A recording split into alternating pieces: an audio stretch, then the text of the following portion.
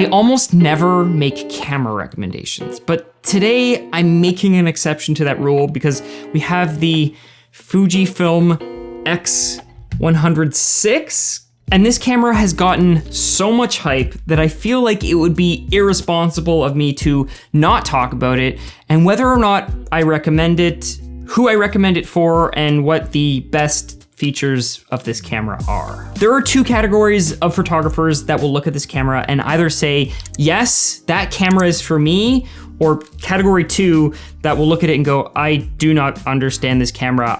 It is not a camera for me. I kind of find myself somewhere in between where I'm not fully for it, but also not fully against it. But there is something about this camera that makes it the best camera ever. Little bit of a disclaimer there. We'll get into it.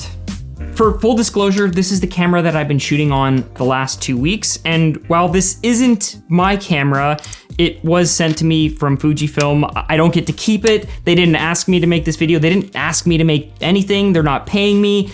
And I do have to give this camera back. If you're in category one and you look at this camera and you say, it is perfect, it has everything that I need. One of the reasons for that is the 5th gen X-Trans5 sensor. It's the same sensor that's in the X-T5 and the X-H2, which is a 40 megapixel. It's basically like Fujifilm took their best APS-C sensor, not their best sensor overall, that would be in the GFX 100 series, but their best affordable, consumer-friendly APS-C sensor and put it into this miniature, small, cool, compact form factor. But as much as this is a cool form factor, I think the hype and the excitement and the reason why people like this camera isn't so much about the form factor or the look of the camera than it is about the look of the photos that come out of this camera. The same reason that this camera is so popular is the same reason that Lightroom presets are popular. There's kind of two categories of photographers within this subcategory.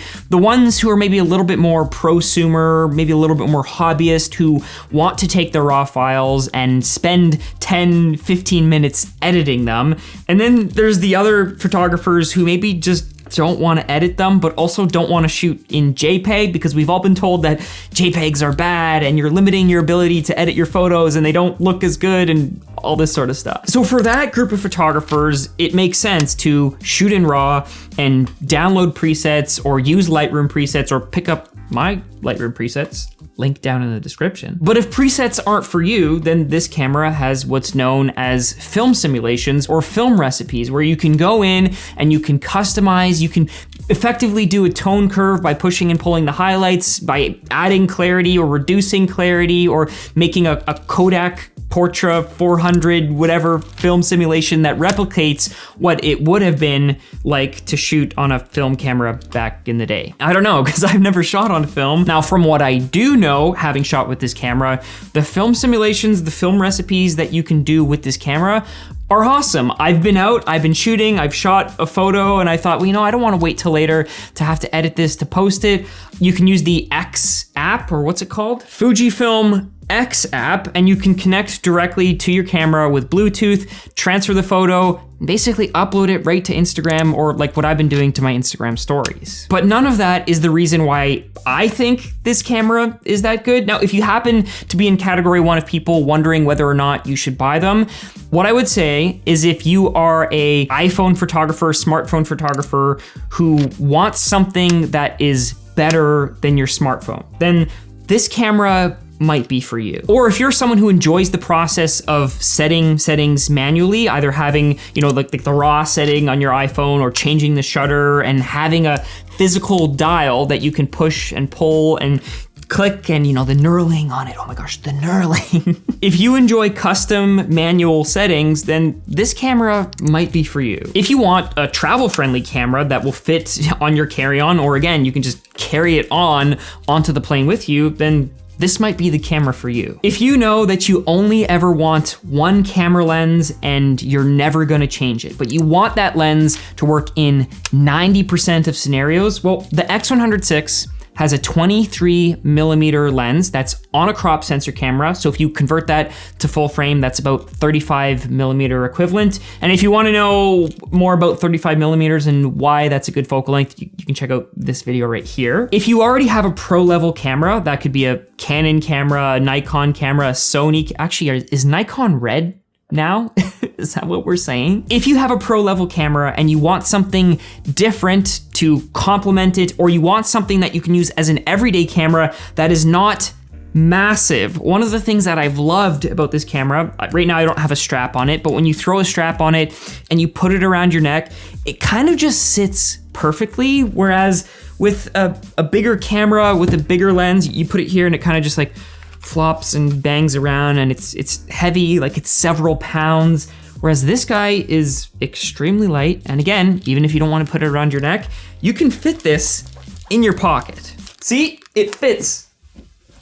My R5 will not fit. I don't even know why I'm trying. If you're in category 2 and you don't understand this camera, then maybe it's not for you. Do not get this camera as your only camera if you plan to upgrade down the road. Or if you're someone who sees different lenses and the idea of changing out your lenses is something that you really wanna have. Yes, this camera has 2 additional lenses that you can attach to the system. So the one option is a wide angle lens. One option is this wide angle lens that will make the camera look wider. It converts it from a 35mm equivalent down to a 28mm equivalent.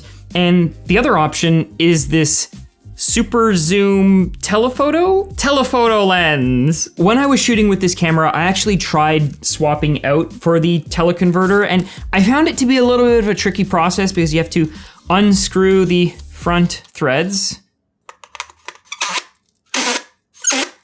and then screw that on. And as much as that works, and now you have a more zoomed in look, it also kind of defeats the purpose of having this super small compact camera body. So I think I shot a total of 2, oh my gosh. Definitely not stealthy. I think I shot a total of 2 or 3 photos with the teleconverter, and I just gave up because it was too much of a work to have to add it and remove it. Plus, the cost of the teleconverter isn't cheap. In most cases, you could probably just buy a whole nother lens. Like in the case of Canon shooters, if you're looking at something like the Canon R10 or the R70, which is about the same cost as this camera, a little bit less in the case of the R10, you could then go buy a 28mm f2.8, the little pancake lens, and have a camera body that is roughly the same size. You won't be able to fit it in your pocket because the grip is just too big, but then you have more features, like the ability to change out to professional high-end lenses, like some of the lenses you've seen me shoot on before, or you could have the ability to flip out the screen, whereas the Fuji, as cool and as much as people like the tilty screen, it's not technically a fully articulating screen like you have on some of the Canon and some of the Sony cameras. Or if you like the look of the X100VI, like you like that silver, black, split tone, vintage sort of look, you can get the Fuji X-T5, which has the same internals, is a little bit bigger, so you get a bigger grip, you get 2 memory card slots, and you get the ability to change your lens. Mind you, the camera doesn't come with a lens, but if you like that pancake sort of lens, Fuji also makes a 27mm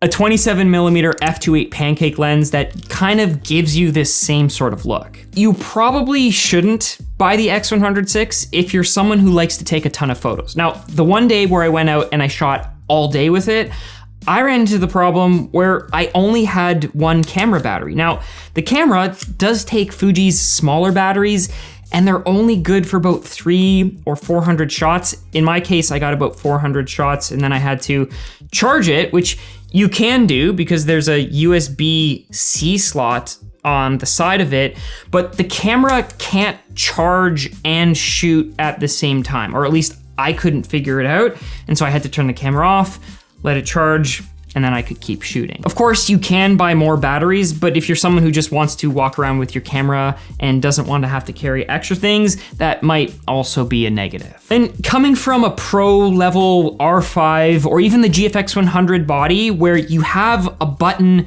for everything, you have you know, a dial, a D-pad on the back that you can more ergonomically adjust the ISO and the shutter and all of that. You can do that, most of it, on the Fuji. It's a little bit more cramped. And if you're trying to access some of those hidden features, you might have to like long press a button or like hit the Q and then go to a menu and like change the settings. But it's deceiving because it looks super simple, but when you really get into it, there are an absolute insane amount of features on this camera, which can be great, but might also be bad if you're someone who really just wanted a keep it simple camera. So I'll leave some links down below of my recommended cameras, both for beginners and more intermediate shooters, as well as the cameras that I shoot on. But there is one reason why I think this camera is good and better than any other camera currently available. In a day and age where TikTok, short form content, video seems to be grabbing everyone's attention,